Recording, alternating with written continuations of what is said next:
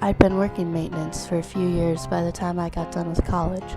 Mostly just garbage pickup and stuff like that at apartment complexes my dad was in charge of in central Arizona.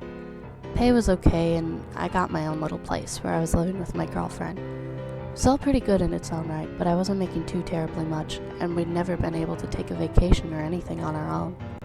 It was on a Wednesday when I saw an ad in my city newspaper for a pool boy in a little place a few miles out of town for almost twice what I was making doing all the other maintenance work I already was. I almost immediately called the number the paper mentioned and was greeted by a calm-sounding man, probably in his mid-40s. When I inquired about the job, he seemed to become even happier, and we set up a meeting night. That Saturday, we met at his place, a big open house with lots of windows and all the latest appliances. He seemed to be a pretty nice guy, rich too, obviously. When I asked why he was offering so much just to monitor his pool, he replied that he had just let his last guy go, and his pool always needed surveillance because he had a young daughter and she had lots of friends, that sort of thing. I accepted the job almost instantly and was gladly up at his place, right after my 2-week notice passed to my dad's. Work was pretty smooth for the first few weeks, my new employer being much more understanding of circumstances than my old man was allowed to be. Due to rules and regulations every employee had to follow at his complex, I could go in and cool off when it seemed too hot outside. He always kept his fridge stocked with water. It all seemed exceedingly comfortable. I would occasionally make small talk with the maid. She couldn't speak English very well, but one day when I asked her, she told me the boss was a cosmetic surgeon, obviously a very wealthy one at that. As a personal rule, I'm generally against that kind of stuff and admittedly grimaced at the prospect of working for someone whose money came from boob jobs. Still, he seemed like a nice, settled-in family man, and the pay was good, so I let it be. About 2 months in, I was clearing some sand and other sorts of residue out of the bottom of the pool, when I faintly heard the sound of a piano inside. The doc's window was wide open, and he was overseeing his daughter practicing. I tried not to snoop, but work was taking longer than expected, and the music was pleasant until it suddenly stopped. I could hear the doc calmly explaining to the daughter what she did wrong, but in an instant she was screaming at him that she wanted to stop. It hadn't occurred to me until then that she had been playing the entire morning. This in mind, I couldn't help but listen in just a little over the sound of my pool vacuum. He started shouting and threatening to ground her, to take her dolls away. I caught something that I didn't quite understand, something about her big Barbie or something like that. When I began to hear the music again, I went back to cleaning out the pool, trying to forget what I had just heard. Though I tried to make good on this attempt, I decided I'd be on the watch for this kind of thing in the future. I know parents snap at their children and all, but if this turned into abuse, someone was going to hear about it. Sometime thereafter, I was inside getting a drink when I got a good look at a photo on the refrigerator I had never noticed before, showing the doctor, his daughter, and 2 other women, one in her 40s or 50s and the other a teenager. Judging by the doc's youngest daughter, it looked fairly recent. I asked the maid about it, and in the best broken English she could give me, she said the older woman was the doctor's wife, the younger, his older daughter.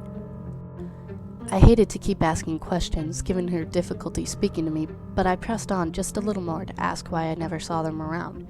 Now with difficulty not only speaking but recalling, she told me the doctor's daughter was killed in a car crash a year ago. His wife killed herself shortly thereafter. This shocked and horrified me. Suddenly, I couldn't help but feel a new sense of compassion for the doctor and his daughter. As soon as I was hydrated, I went right back to work, wondering if I'd ever seen much sign of grief from the two. Maybe that's why the doctor was so uptight about some things with his daughter. Maybe that's why she clung to her toys the way she did. I cleaned out bits of Barbie toys from the pool on what seemed like a weekly basis. It was a lot to take in. Time went on and my work continued.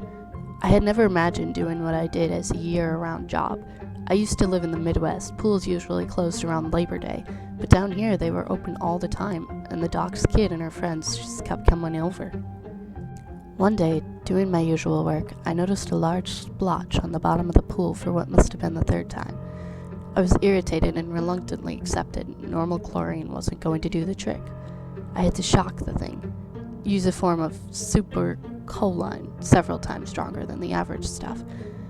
I checked the doc's notes, and they did indeed confirm that he had some of the stuff I needed. It was kept in the basement. It seemed like an odd place for it, but I digress. Maybe it was to keep it out of his daughter's hands. Speaking of the doc's daughter, my eye caught her and a couple of her friends about to jump in the water. I had to shout at them to stop, and she threw a fit at me for doing so. I just figured this blotch in the pool would be a bacterial breeding ground. I was not letting little kids in. I found my maid friend again, and now frantic to make the pool clean for the boss's daughter, asked her where the basement was. She responded with a confused look. I tried several other phrases, my high school Spanish long lost, till she recognized the word cellar. She led me outside after I mentioned it and pointed me to a dingy little trapdoor in the ground connected to the house right next to that hose. I had never noticed it there before, and it was tightly bound with what appeared to be shiny new chains, very little dirt on them. I tried to ask her how I was supposed to open it, but we both lacked the vocabulary to communicate properly. I was about to bitterly accept defeat, leave the doc a note and tell him not to worry about paying me that day until his daughter walked up to me. She said she had a key to the cellar. I was confused by this right from the get-go, and even more so when she mentioned I couldn't tell her dad that she did. But I wanted to get back to work, so I agreed to her conditions. I was in the dimly lit cellar a few minutes later as she shouted at me not to play with any of her toys. Why did she have toys down here? Was this where the doc kept her stuff when she was in trouble? Was that why she wasn't supposed to have a key? I fumbled around in the dark for a while, the light from outside only helping me so much, desperately looking for a light switch.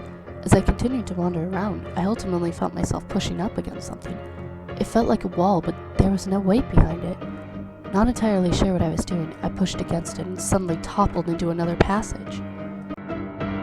Confused, disoriented, and growing increasingly frightened, I felt around for a switch again and quickly found one on the wall. Despite the short time I had spent in the cellar, I was briefly blinded when I switched the thing on, or more so when I got a good look at the room. That was not just some dingy cellar I had walked into.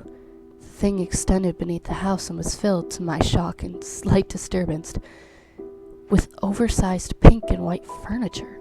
My jaw was agape as I searched around, finding a fully functioning bathroom, den, everything. The rooms were much smaller than they had been upstairs, but they were still comparable to a decent hotel's. Why on earth did the doctor have all of this down here? I wandered through just a little more, too shocked by what I had seen to turn back, when I came upon a bedroom. Of course, everything was still pink and huge, and this room even included a closet full of clothes. But the most noticeable feature present was what appeared to be a giant cardboard box sitting in the room's center. In sloppy handwriting, the box read, "My favorite Barbie." I didn't want to open the box. I swore at myself for dropping down and grabbing the bottom of the cardboard cube, my conscience screaming to put the damn thing down and find whatever I had come for. I couldn't even remember anymore. But I just had to know what all this was for. I wish I'd never taken that job. I wish I'd never gone in that cellar. I wish I'd never opened that fucking box. I screamed and scrambled away the instant I saw what I did. Standing before me, at almost my exact height, was a Barbie doll. I struggled to catch my breath as I stared at the thing. I was full of doubt Mattel had made anything like this, but the likeliness was nearly perfect to the dolls I'd been seeing around the house. Her eyes were wide open and green. She had long blonde hair and bright pink smiling lips. Still trying to take it in, I noticed the doll was naked. It had oversized breasts without any nipples and this seemingly impossible figure that led down to a solid patch of skin where the genitals would be. Heart pounding, I noticed something along the doll's back. I slowly went behind to take a look, seeing a large, bulbous thing sticking out of its back, almost like a button. Letting curiosity defeat me once again, I gently pressed it. "Help me," the doll screamed in a shrill voice. I ran from it towards the door, not even so much shocked by the scream as what I had felt. I had touched flesh. No, I thought, that was impossible. This thing appeared to gleam like plastic a moment ago. This wasn't real. But as I continued to back away, my fears were confirmed. I could see the doll's chest expanding and contracting. The doll was breathing. The doll was real. My jaw was dropped, tears starting to well up in my eyes. This was not happening. What the fuck was I even looking at? Struggling to accept all that was before me, I darted around the moment I could hear footsteps over my pounding heart. There was the doctor just a few feet behind me, holding a syringe. "Well then," he muttered, "I guess you found our playroom." I gently slid a hand into my pocket as I screamed that he tell me what was going on. ensuring that he couldn't see it. I managed to worm my cell phone out of my pocket. Without a hint of sadness or remorse in his voice, the doctor told his tale, chilling me to the bone as I managed to trigger the video camera on my phone. The doctor told me that he desired the same thing any other parent does, to have the perfect child. He told me how, though it all seemed to be going well with his older daughter, she started to rebel in her teenage years. Her grades started to slip in high school, and he caught her having sex on the living room couch. He was so overwhelmed by her misbehavior, he was ready to give up on her entirely. He told me he was convinced if he pampered his younger daughter, surely she would behave right. A Christmas before last, he asked her what she wanted. She said she wanted a big Barbie doll that could do anything she told it to and that would play with her all the time. The doctor told me how he spent a month and a half planning what he'd do, planning how to pamper his younger and punish his older. My wife found out at one point. All for the best, though. I was planning on just bringing some fat and cologne home from work, but I think she worked out much more smoothly. He told me how he staged the disappearance of his daughter while he sedated her and put her under the knife. He spent over a week getting everything just right before he surprised his younger daughter with the playmate she always wanted, in exchange for just being my perfect little angel. My jaw was slack, too horrified of it all to move. Why was he going on and on? Was he bragging about this disgusting accomplishment? He talked and talked about how she'd been living off juices and purees he made, how her eyes were glass and hand-painted, how he tried to just leave in the originals, but she cried too much, and her younger pointed out that her toy didn't blink, and how she had little chips throughout her body that would give her a brutal shock if she used her vocal cords and you didn't press the button first. "You're going to fry, you sick son of a bitch," I shouted. What the fuck is wrong with you?" "Well, of course, I wouldn't tell you all of this if I was going to let you leave," he said with a smile. "I've needed a matching Ken doll, you know." I tried to swallow, but my mouth was too dry. "Now, come here and take your medicine." He was unexpectedly strong and managed to tackle me quickly, knocking the phone out of my hand. The needle came deathly close, but despite the momentary advantage, I had the weight edge to force him off me and grab my phone. Much as I wanted to help the poor, mutilated girl, I had to save myself first, running as fast as I could out of the basement into my car. Fast as I've ever driven in my life, I pulled out of the doctor's driveway and slammed the gas the moment I shifted into drive. About a minute later, I could hear the sound of a shotgun fired in the distance. I managed to make it back into town, cars everywhere, long before I saw anything of the doctor in my rear view. I pulled into this police station and flipped open my phone, searching out the evidence to incarcerate the insane bastard, only to find my SD card had been destroyed when he tackled me. I had nothing to give the police but my testimony, and even in my head I knew it was too mad to be true. I drove to my parents' place that night, the house empty. I'm assuming they were gone on a date or something, so I searched around in my dad's room and found his revolver. I don't remember much more of the night, but my girlfriend tells me I was extremely on edge, constantly looking out the window. 3 days after my horrifying discovery, I drove back to the house armed, ready to pay the doctor back for his crime against humanity. When I arrived, however, the house was entirely abandoned, no sign of anyone anywhere, and when I checked the horrors of the cellar, the doll in its box were gone. I found one of the doctor's business cards while snooping and made a call to his office that night.